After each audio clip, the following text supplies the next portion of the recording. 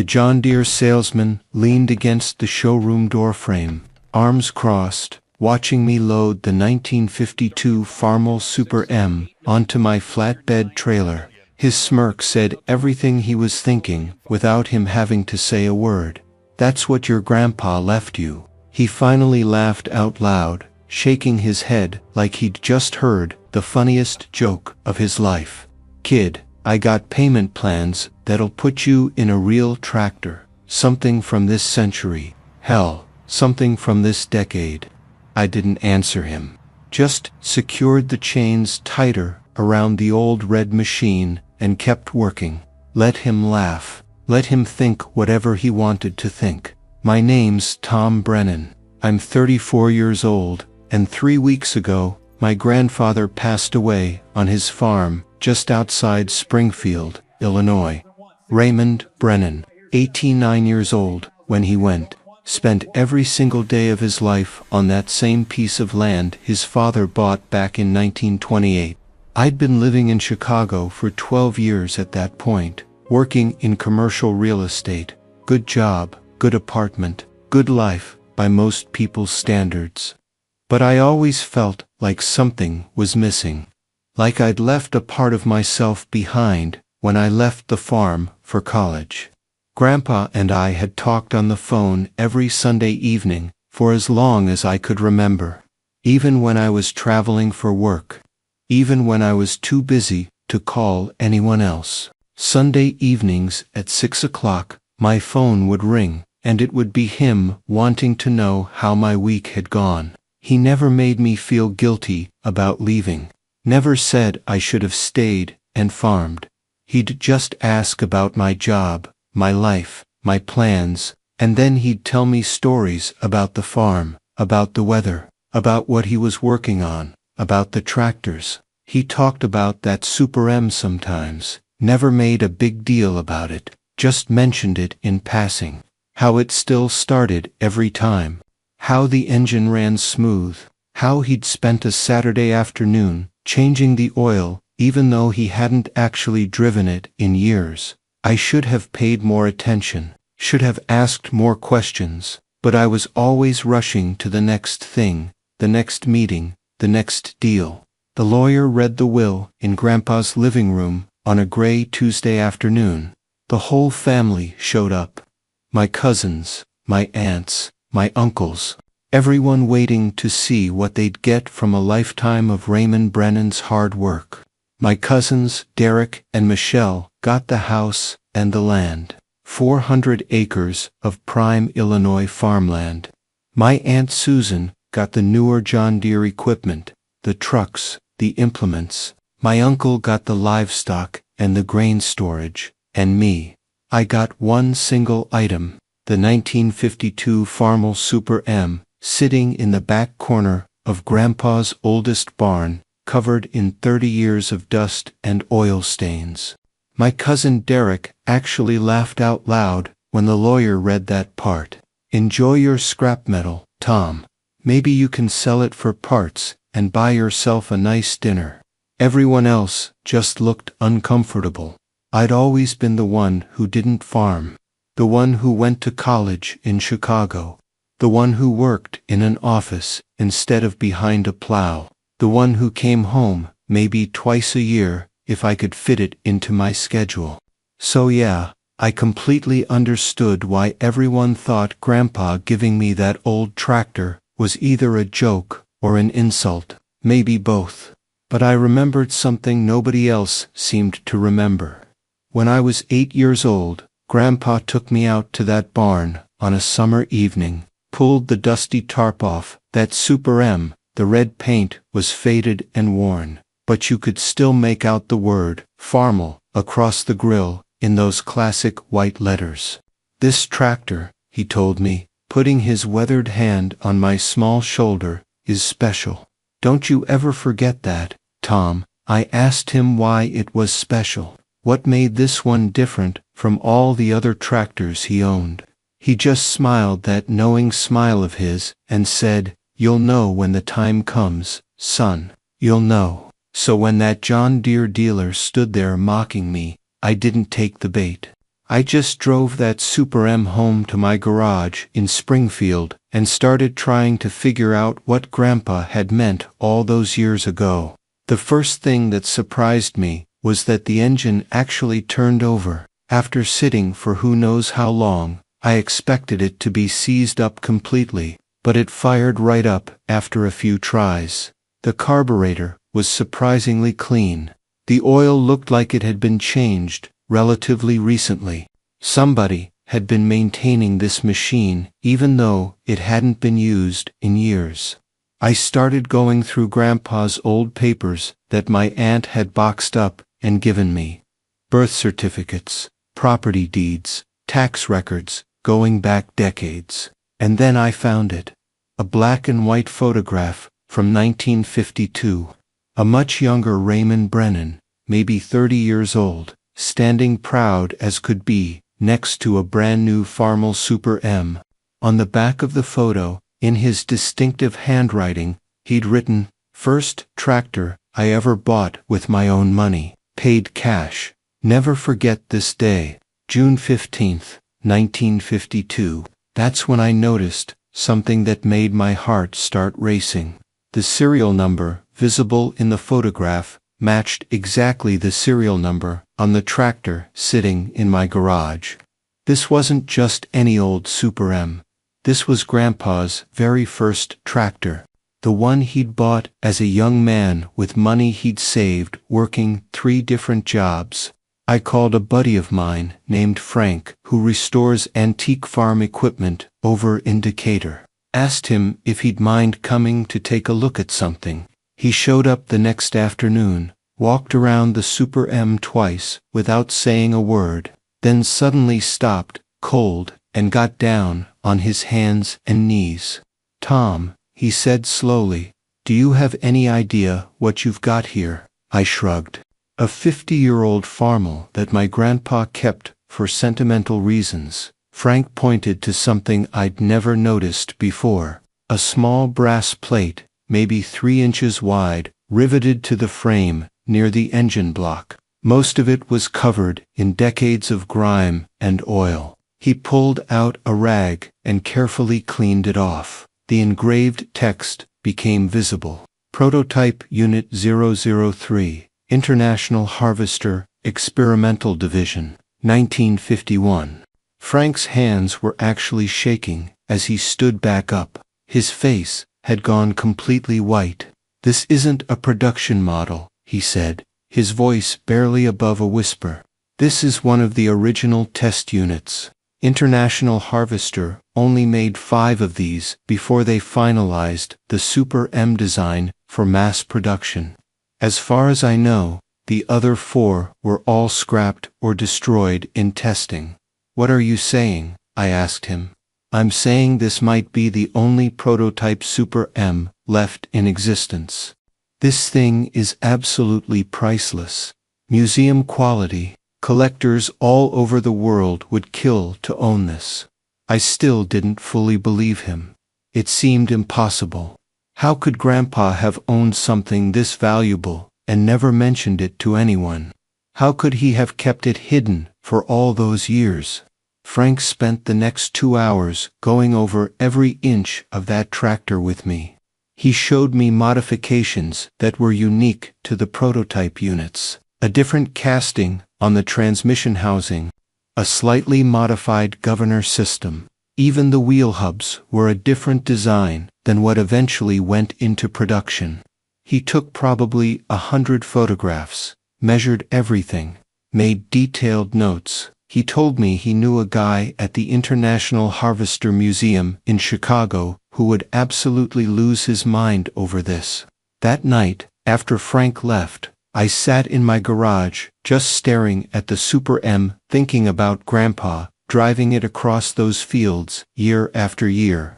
Thinking about him keeping this secret, thinking about why he chose to leave it to me, instead of one of my cousins who actually farmed. The more I thought about it, the more it made sense. Derek and Michelle would have seen it as just another piece of equipment, something to use or sell. They wouldn't have questioned it, wouldn't have investigated. They would have scrapped it or sold it to some random buyer for a few $1,000s without ever knowing what it really was. But Grandpa knew me. Knew I'd be curious. Knew I'd dig deeper. Knew I'd want to understand the story behind it. He'd planned this whole thing. I thought he was exaggerating. I really did. But he made some phone calls right there in my garage. Within 48 hours, I had 3 different agricultural museums contacting me. Then a historian from Iowa State University. Then a private collector from Dallas who told me he'd been searching for a prototype Super M for over 20 years. The offers started coming in. $20,000, then $50,000. Then someone offered $100,000. Each call was more surreal than the last. One collector from Tennessee explained to me that he'd spent 15 years trying to authenticate rumors that any of these prototype units had survived. He'd traveled to salvage yards across 7 states. He'd interviewed retired International Harvester engineers. He'd gone through company archives. And here I was, with one sitting in my suburban garage. A museum curator from Minnesota told me they'd pay $200,000 just for the right to study it for 6 months before I sold it to anyone else. They wanted to document every modification, every unique feature, everything that made it different from the production models. The Smithsonian rep I spoke with, a woman named Dr. Patricia Morrison, told me she'd been working in agricultural history for 28 years and had never seen anything like this come available. She said most people don't understand how rare agricultural artifacts of this caliber really are. She compared it to finding an original Wright brothers aircraft component or a prototype Ford Model T. But I told every single one of them no. Not because I was holding out for more money, but because I needed to understand why Grandpa never told anyone about this, why he kept it hidden in the back of his barn, why he left it specifically to me. I went back to his farmhouse.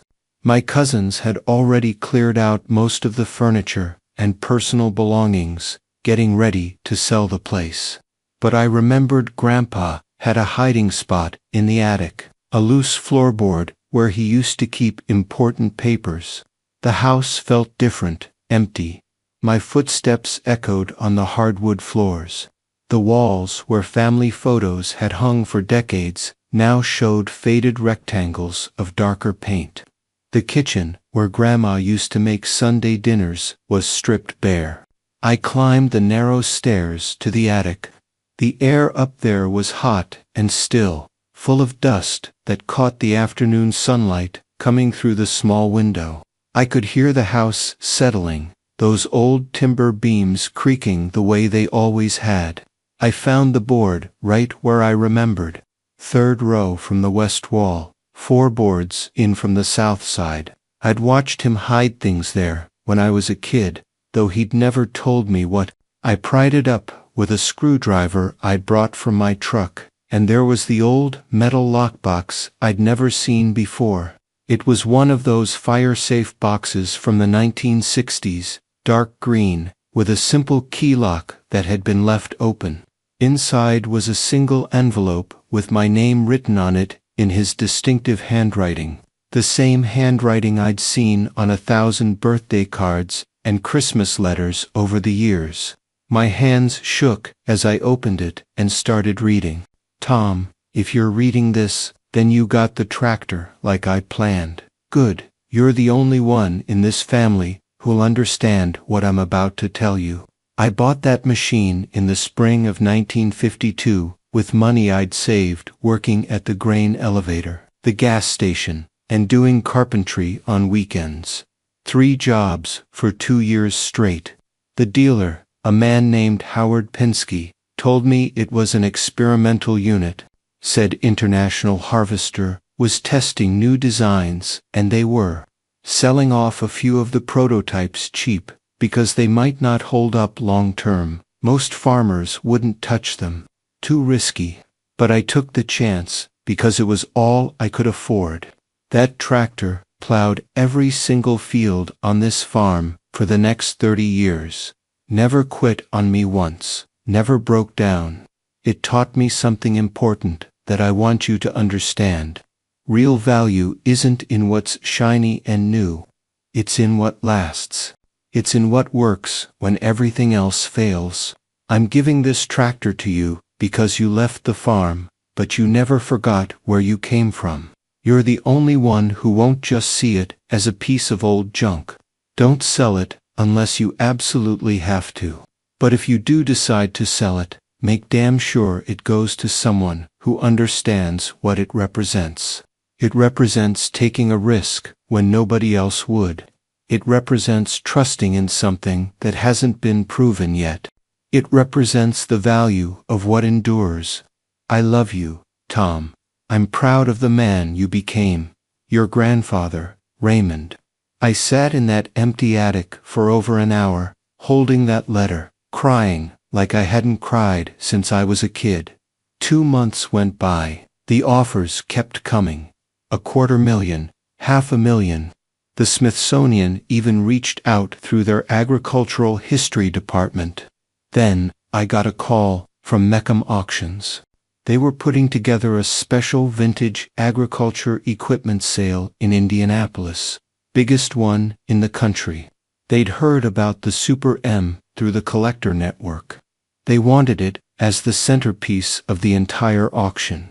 I thought about Grandpa's letter for a long time, thought about what he would want me to do. I finally said yes. The auction was scheduled for a Saturday in October. I hauled the Super M to Indianapolis myself, driving slowly the whole way, thinking about everything that had led to this moment. The Meckham facility was enormous. Thousands of pieces of equipment staged for the sale. Combines, tractors, antique trucks, rare implements, but they gave the Super M a special spot, front and center on the main platform. The night before the auction, I walked through the empty hall, just me and that tractor under the spotlights. I put my hand on the same steering wheel Grandpa's hands had gripped for 30 years. I could almost feel him there with me. The next morning, the place filled up fast. I'd never seen so many serious collectors in one room. Men in expensive boots and designer jeans. Museum representatives with authentication equipment. International buyers on cell phones translating for clients in other countries. When they rolled the Super M onto the auction platform under those bright lights, you could hear the entire crowd go silent. Then the murmuring started. Collectors recognizing what they were looking at. Historians confirming it with each other. Museum curators making frantic phone calls. The auctioneer was a man named Dale Mitchum. Been doing farm equipment auctions for 40 years. He'd personally called me 3 times before the auction to make sure I understood what was about to happen.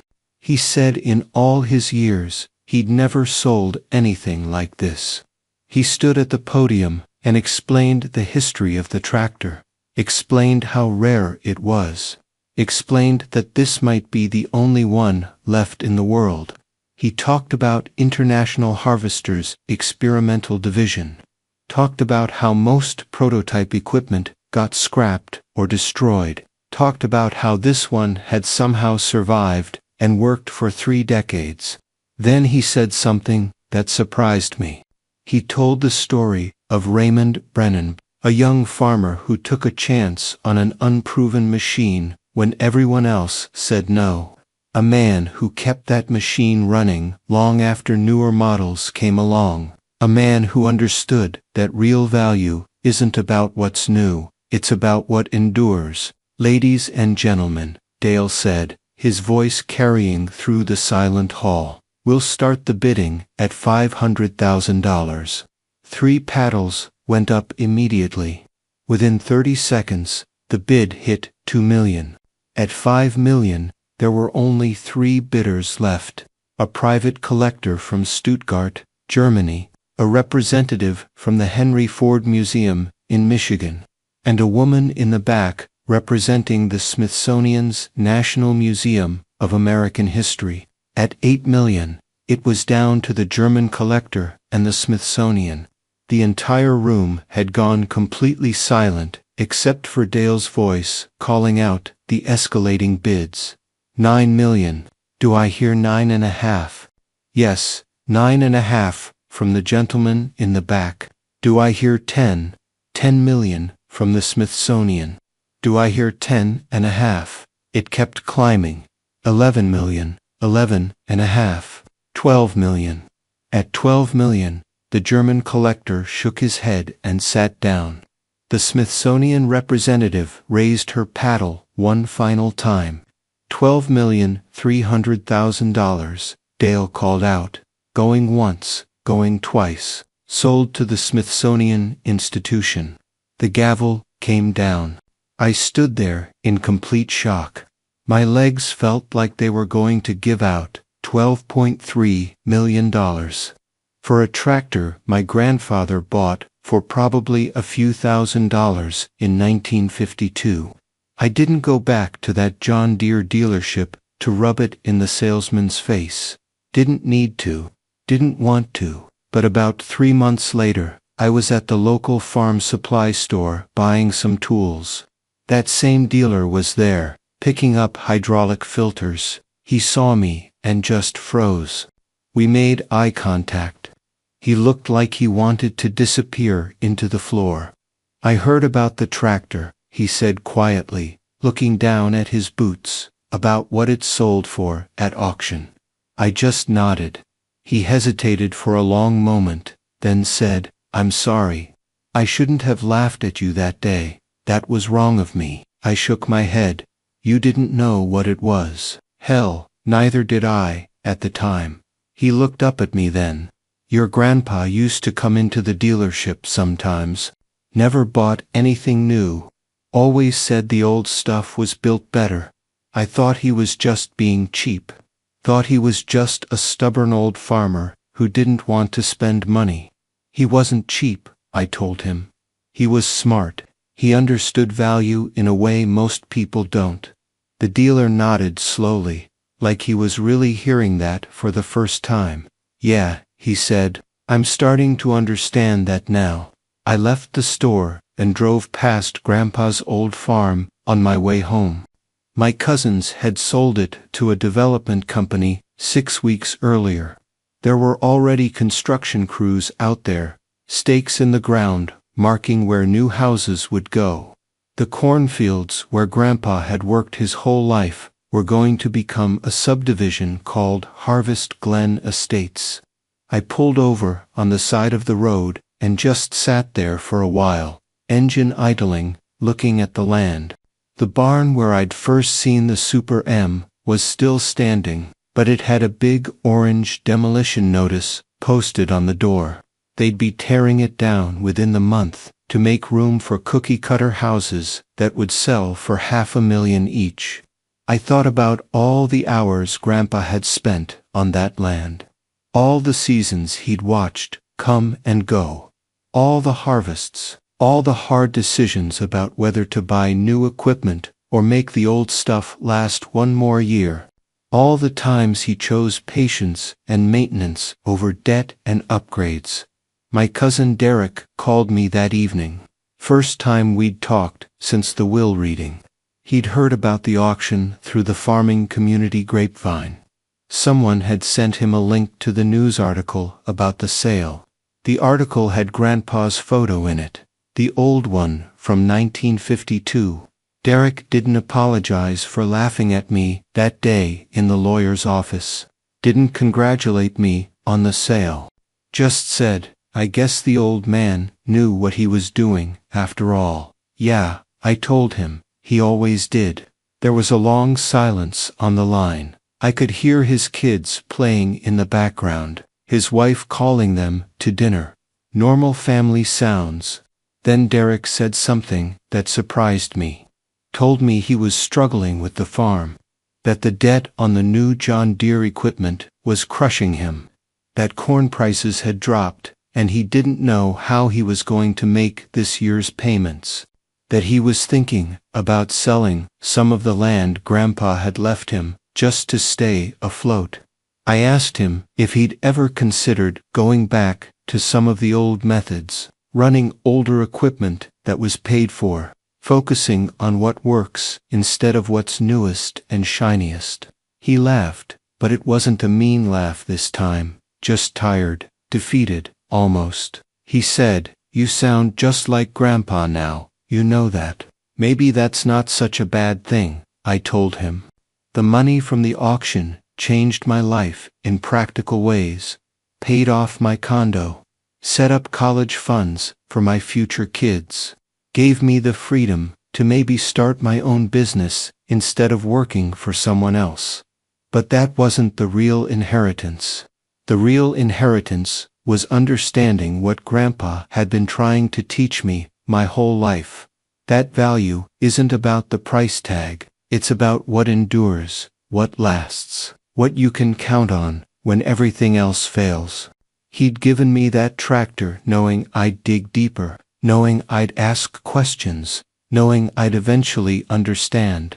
The Smithsonian put the Super M on permanent display in their agricultural history wing.